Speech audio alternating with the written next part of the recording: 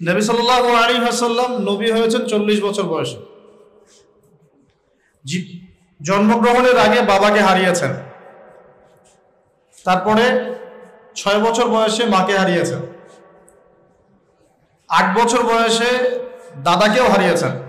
বাবার নাম ছিল বাবা আব্দুল্লাহ, মায়ের নাম ছিল মা আমিনা, দাদার নাম ছিল দাদা আব্দুল মুত্তালিব। এরপরে তিনি মানুষ হয়েছেন চাচার পরিবারে, চাচার নাম ছিল আবু তালেব।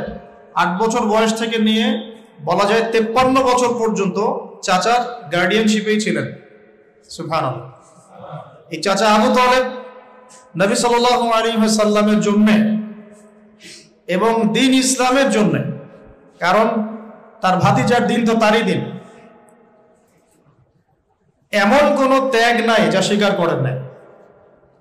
চাচা আবু তালেব নবী সাল্লাল্লাহু আলাইহি ওয়াসাল্লামকে যে সাপোর্টটা দিয়েছেন, এই সাপোর্টটা আমরা সবাই মিলেও এখনো দিতে পারি নাই। বিশ্বাস করেন? যে সাপোর্টটা নবী সাল্লাল্লাহু আলাইহি ওয়াসাল্লামকে চাচা আবু তালেব দিয়েছেন, এই সাপোর্ট আমরা সবাই মিলেও তাকে দিতে পারি নাই। চাচা আবু তালেব শেষ পর্যন্ত কালিমা পড়েন নাই। সাহাবীরা জিজ্ঞাসা করেছিলেন যে ইয়া রাসূলুল্লাহ সাল্লাল্লাহু আলাইহি ওয়াসাল্লাম, আপনাকে এত সাপোর্ট দেওয়ার পরে চাচা আবু তালেবের কি কোনোই উপকার হবে না, লাভ হবে না? নবীজি বলেছেন সাল্লাল্লাহু আলাইহি ওয়াসাল্লাম, আমি না থাকলে আমার চাচাকে জাহান্নামের একদম অতল তলে রাখা হতো।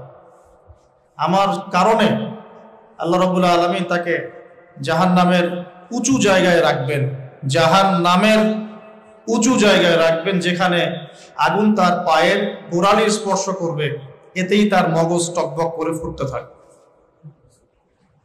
আপনারা কি আমার বাংলা ভাষা বুঝতে পারছেন? এমন কোনো সাপোর্ট নাই চাচা দেন নাই।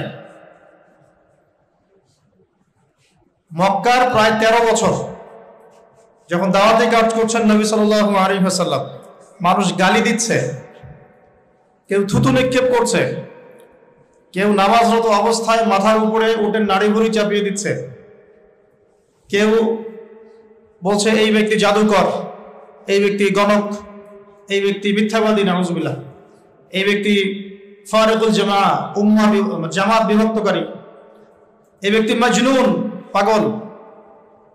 তাকে আগলে রেখেছেন তার চাচা। মানুষ অর্থনৈতিক বয়কট করছে, চাচা আগলে রেখেছেন। 3 বছর সমাজ থেকে বহিষ্কার করা হয়েছে, গাছের ছাল পাতা খেয়ে থেকেছেন বনু হাশিম, চাচা আগলে রেখেছেন। চাচা ছোটবেলা থেকে তাকে এত মহব্বত করেছেন, তার ছেলেদেরকে নিয়ে যখন খেতে বসতেন, আমাদের নবী সাল্লাল্লাহু আলাইহি ওয়াসাল্লাম একটু লাজুক ছিলেন, তিনি শোরগোল করতেন না, চুপচাপ খেতেন।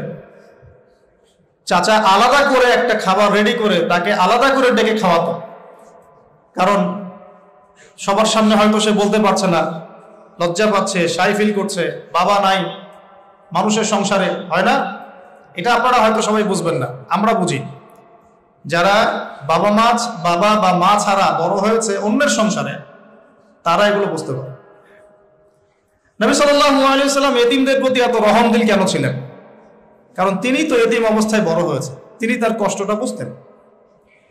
আমরা যদি এখানে যদি কেউ এতিম থাকেন, তিনি বুঝবেন এতিমের সাইকোলজি কেমন, তার চাহিদা কেমন, কষ্ট কেমন। চাচা আবু তালেব তাকে এত মহব্বত করেছেন, এত মহব্বত করেছেন, আমি ভাষায় প্রকাশ করতে পারব। আর আমরা চাচা আবু তালেব সম্পর্কে অনেক সময় আলোচনা করি, কিন্তু তার চাচির কথা ভুলে যায়। তার চাচির নাম ছিল ফাতিমা। কি নাম ছিল? এই নামে তিনি তার মেয়ের নাম রেখেছেন।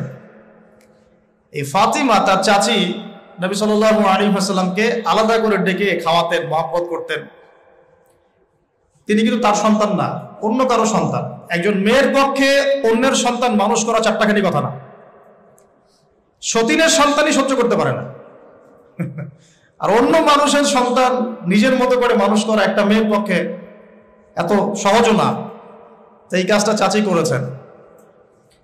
আমি একটা জায়গায় আসতে চাচ্ছি, এত কিছু করার পরেও, সমাজের মানুষের অত্যাচার, নির্যাতন সব থেকে ভাতিজাকে প্রোটেক্ট করার পরেও শেষমেশ তিনি কালিমা লা ইলাহা ইল্লাল্লাহ সাক্ষ্য দেন নাই। শেষ মুহূর্তে নবী সাল্লাল্লাহু আলাইহি ওয়াসাল্লাম বারবার বলছিলেন, হে চাচা, খালি কালিমা পড়েন, আমি আপনার জন্য আল্লাহর কাছে সুপারিশ করব। তো শেষে কি হলো? কালিমাটা পড়া হলো না? হলো না? বারবার জিজ্ঞাসা করা হচ্ছে, চাচা আপনি কালিমাটা পড়েন, আমি আপনার জন্য আল্লাহর কাছে সুপারিশ করব। শেষমেশ তিনি বলেছেন যে না, আমি আব্দুল মুত্তালিবের ধর্মের উপরে থাকলাম। নাউজুবিল্লাহ। সারা জীবন সাপোর্ট দেওয়ার পরে কালিমা পড়ে মুসলিম না হওয়ার ফলশ্রুতিতে আল্লাহ নবীজি বলছেন আল্লাহ পাক তাকে জাহান্নামের উঁচু স্থানে রাখবেন। আমরা যারা মুসলমান, মুসলিম পরিবারে জন্মগ্রহণ করেছি, আমরা বা আমাদের মধ্যে বেশিরভাগ মানুষ এখনো এই নিয়ামতের শুকরিয়া আদায় করতে পারি নাই যে আল্লাহ পাক আমাদেরকে মুসলমান পরিবারে জন্ম দিয়েছে। বড় হয়ে নিজের আকিকা নিজে আদায় করা যায় কিনা? বড় হয়ে নিজের আকিকা নিজে আদায় করা যেতে পারে যদি নিজের আকিকা অনাদায় থেকে থাকে। নবী করিম সাল্লাল্লাহু আলাইহি ওয়াসাল্লাম নিজেই তার আকিকা বড় হওয়ার পর আদায় করেছেন, মর্মে বিভিন্ন বর্ণনা রয়েছে। তো নিজের আকিকা আপনার বাবা কিংবা মা কোনো কারণে করেননি, এটা যদি আপনি জানতে পারেন, তাহলে সেক্ষেত্রে বড় হওয়ার পর নিজেই উদ্যোগ নিশ্চিত করতে পারেন। অনেকে কোরবানির পশুর চর্বি বিক্রি করেন। কোরবানির পশুর চর্বি বিক্রি করার বিধান কি? কোরবানির পশুর কোনো কিছুই আসলে আমরা হয় ভোগ করতে পারি, আর নাহলে কাউকে দান করতে পারি। আমি বিক্রি করে তার মুনাফা ভোগ করতে পারি না। এমনকি আমি কোরবানির পশুর গোশত যদি বিক্রি করতে চাই, গরিব চিন্তা করি যে আমি গরিব দুঃখীকে দান করে দিব, তো সেটাও শরিয়া নির্দেশিত নয়। কারণ আমরা জানি যে কোরবানি নয় শুধু, যে কোনো ইবাদত, আর্থিক ইবাদত যখন আমরা আল্লাহর উদ্দেশ্যে নিবেদন করি তখন সেটা আল্লাহর জন্য হয়ে যায়। ওইটাতে আর আমাদের কোনো সে থাকে না। কোরবানি গোশতটা আল্লাহ আমাদেরকে, আমরা আল্লাহর উদ্দেশ্যে কোরবানি করার পরও আমরা বলেছি আল্লাহুম্মা মিনকা ওয়ালাক, আল্লাহ আপনার পক্ষ থেকে এই পশু আপনার উদ্দেশ্যে আমি কোরবানি করলাম। অর্থাৎ এটি আপনাকে আমরা যেরকম দান করে দিই আল্লাহর উদ্দেশ্যে, এরকম দান করে দিলাম। তো দানের জিনিস নিজে ভোগ করার সুযোগ থাকে না, কিন্তু এক্ষেত্রে আল্লাহ তাআলা আমাদেরকে খাওয়ার সুযোগ দিয়েছেন। তো আমরা খাওয়ার সুযোগ পেয়েছি, এটাকে বিক্রি করার কোনো সুযোগ নেই। আল্লাহ তো আমাদেরকে খেতে দিয়েছেন, আমরা খেতে পারি, দান করতে পারি, বাট বিক্রি করতে পারি না। তো সেই হিসাবে কোরবানির পশুর চর্বি বিক্রি করা জায়েজ নয়। করিম সাল্লাল্লাহু আলাইহি ওয়াসাল্লামের শেখানো দোয়া আমরা আমল করতে পারি যদি কখনো আমাদের কোনো ক্ষেত্রে দুশ্চিন্তা ঝেঁকে বসে। আল্লাহুম্মা ইন্নী আউযু বিকা মিনাল হাম্মি ওয়াল হাযান, আল্লাহ আপনার কাছে দুশ্চিন্তা এবং পেরেশানি থেকে আমরা পানা চাই, মুক্তি চাই, এগুলো যেন আমাদেরকে গ্রাস না করে। ওয়া আউযু বিকা মিনাল আজজি ওয়াল কাসাল, আপনার কাছে আমরা অক্ষমতা এবং অলসতা থেকে পানা চাই।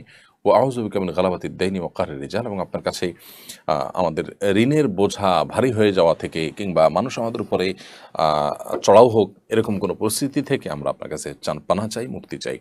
এরকম তো আমরা পাঠ করতে পারি আল্লাহুম্মা ইন্নী আউযু বিকা মিনাল হাম্মি ওয়াল হাযান ওয়া আউযু বিকা মিনাল আজজি ওয়াল কাসাল ওয়া আউযু বিকা মিন গালাবাতিদ দাইনি ওয়া কাহরির রিজাল।